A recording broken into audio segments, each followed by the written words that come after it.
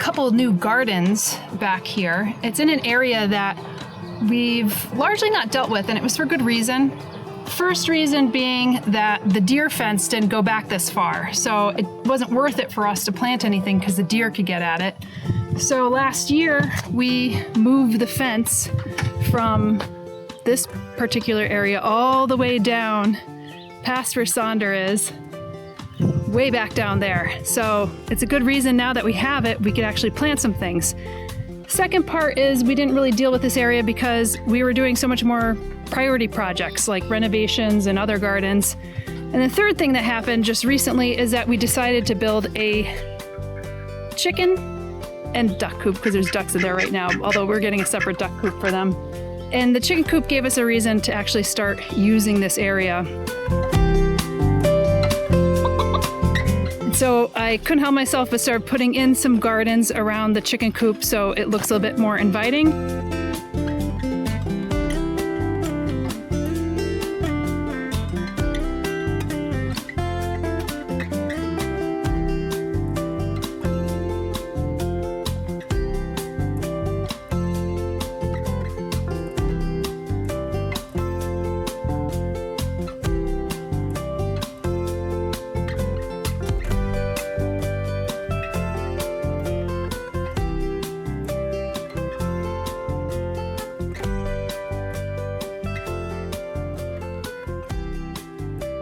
Oh, this is metal.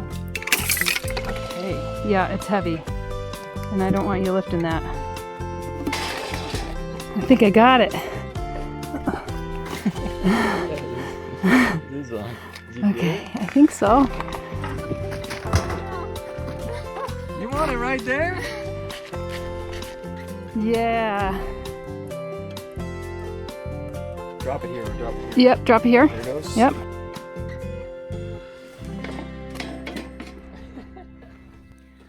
Well, we just got that rock in place, and I've got this at the Finger Lakes Quarry, and then we got these at our neighbor's house. And I was looking for like just the right stone to put there, and I think this works really well. We still have to come around and put these upwards like this. I think this would be a really nice look. I'll probably take these out right here, these willow wattles, use that down at the meadow house and do that same thing around this garden. That'll be great. But I got some really cool plants to plant in here. So I already came through and planted some of the Aquilegia canadensis plugs.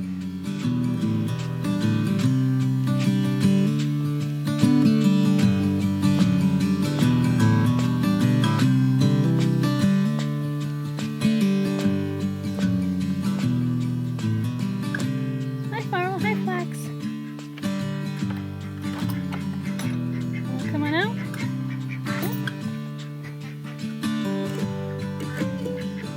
You're such a good helper. These are from White Flower Farm. So if you recall, we actually traveled to White Flower Farm and took a tour of their facility and their nursery and their greenhouse. And one of the things that I mentioned is that they are now selling landscape plugs, which is so perfect. This is Aquilegia canadensis. So these are just basically small plants that typically nurseries will grow out into pots like this. Like the silex, and gives you an opportunity to be more cost effective. Maybe not as cost effective as like seeds, but at least you know what plants you're getting. And then I have some really beautiful Cornus canadensis from them as well, which I've planted in different areas. This is related to our dogwoods, and it's basically a low-lying ground cover of Cornus. And then here I have one of the compact ilexes.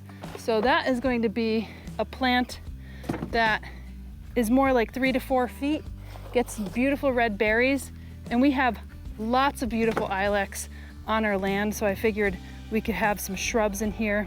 You'll see that I already have an elderberry. It got hit with some of the freeze, but it's starting to grow back. This is an elderberry that grows into like a bit more of a tower or a spire. Then I have some red baneberry here and a little toad.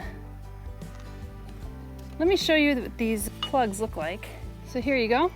This is our Aquilegia canadensis. This gets a really beautiful red flower with some yellow parts. In fact, this is a cultivar of the same plant, You can see they look like little lanterns, red lanterns.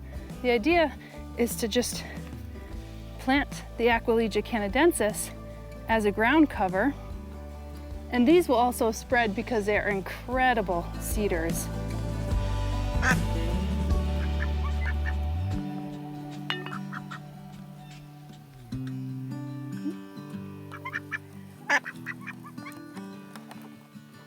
All right, so you can see that this is what the Aquilegia canadensis plug looks like. It's very well rooted. And if you water these in, they will just be raring to go. And you'll probably even get flowers this year. Now, I'm not going to plant too close to the edge because this will likely come out. We're still kind of working on the shape. That's going to be a project for both Sonder and myself. So this is not quite a Japanese garden, but if you look at Japanese gardens, they will often have 3 stones. It's kind of a significant element. And originally we were going to have these stones stick up, but they're so heavy we would have had to dig this in. And most of those stones represent maybe mountains in the distance. And we do have some really beautiful landscape that we could see in the distance, but it's more like rolling hills. So I think it's actually more appropriate that most of them are down on the ground like this. And it really gives it a kind of stunning entrance. These are some bare roots, and these are Spigelia marilandica. It almost sounds like a Italian pasta dish of sorts. But these are commonly called woodland pinks or Indian pinks. Nice root system there, and this is all from White Flower Farm. But basically, they get fairly high, robust, I would say maybe up to 20 inches, 24 inches, with a little red and yellow cigar top.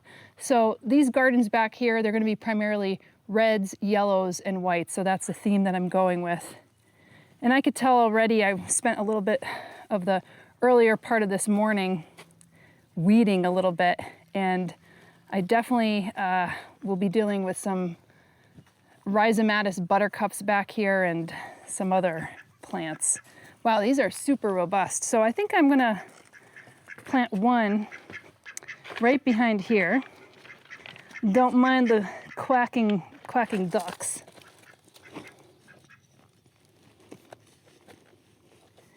So I've tried to squelch some of the grass and the sedges back here by putting some cardboard, but it's always challenging. I poke a hole in the cardboard in order to get these down a bit closer to the actual soil. All of this is just the spoma topping that I have, the potting medium. Wow, I thought this was 2, but look at how robust this root system is. So I might plant these in this garden, which you could see, this is the one that I spent most of the time weeding. Some of the tulips are up. I'll have to give you those names of that tulips. It's really nice. And I love this elderberry. Look at how chartreuse that is. That is our native elderberry, but it's a cultivar where it has this chartreuse, ferny leaf, and it gets a red berry. So it's not the kind that you would take medicinally, but the berries are used by the birds. And then this is a Aquilegia canadensis, but this is a cultivated variety. The one that we have is a bit more airy. This one's more compact. So because these are a little bit more robust, I'm gonna plant them back here. And this right here is a quercifolia type hydrangea, and it's called Little Honey. So I'm just gonna try to set all these roots in here. We have heavy clay soil here. The challenge with planting in this area is that when we put this COOP in, we had to really compact the land and compact the soil. So in this area, it's deeply compacted. So that's why I'm kind of putting a layer of cardboard and building on top of it. We got a nice big fat peony coming in, and this is gonna be a deep red quince as well. So again, going with that red, yellow, and white color themes. You could see the clay soil underneath here. Look at that. Not every plant is going to grow well in this.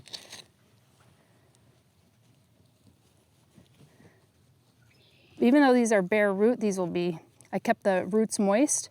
You could always soak them a little bit in the water right before planting. And now I'll show you what else we have. Not one of our native grasses, but it's kind of like a bunch grass.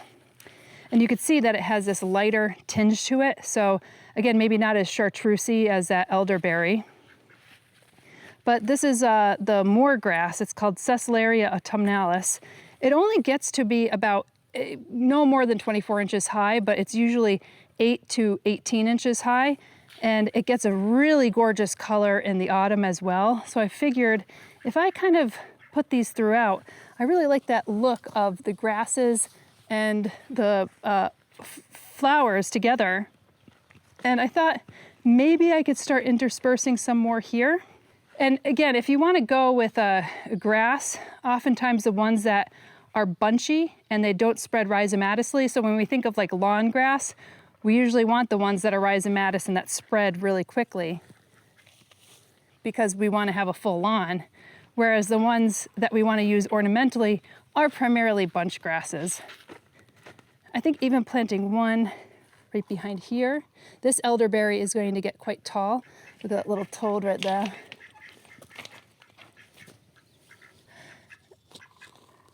Please let me out. Oh my gosh, this is so clay-like. Look at this. Whatever plant grows in here is a stalwart. There you go. One thing that's great about grasses is that they have a deep root system. So some of the plants that I actually took out of here, which is in that heavy clay, is some of those buttercups, plantain. Plantain has a deep root, so if you ever try to get it out, it's pretty deep. Dandelions as well, they have that kind of tap root. Let's just start with this grass.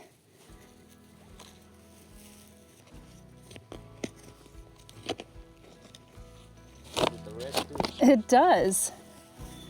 Yeah, I like some of the red flowers and the red berries and things like that, although I have to swap out the winter decorations for some springtime decorations now that the weather is warming up.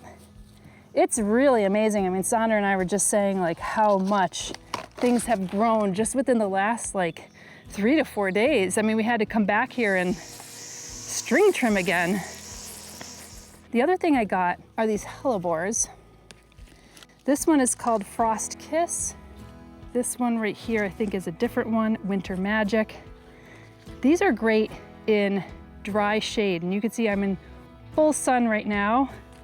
I'll probably end up planting these here because that's where the shade comes first. So this is a challenging area. First of all, it's really compact clay, as you could see. You get full sun because this is south facing, but then we're in the middle of trees. So then you get shade throughout the day, primarily in the afternoon. So if you put these too much in the sun, they're going to turn brown. I planted this one back here, so I think I'm gonna plant and keep hellebores more on this area. The challenge is, you know, planting into these areas, these are never gonna be pristine gardens. They're always gonna have some weeds in. So my idea of planting is just plant as much of you want, as densely as you can, and hope that it spreads and pushes out the other things. Like the buttercup is very challenging, the non-native buttercup is very challenging to get rid of, especially if you don't get it early because it's rhizomatous. But I'm also not mad if the buttercup comes in here because it is a pretty flower and it has a yellow flower, so it looks pretty nice. It recently rained, so it makes it a little easier to deal with this kind of clay. And I know anybody who has clay soil, they'll start to really empathize with me. This is not necessarily the most pleasant soil to be working with, but it's realistic soil. What's really nice about hellebore flowers too is that you have them through the early spring, even part of the winter time, and then they just kind of sit on the plant for a while and they look ornamentally fairly nice.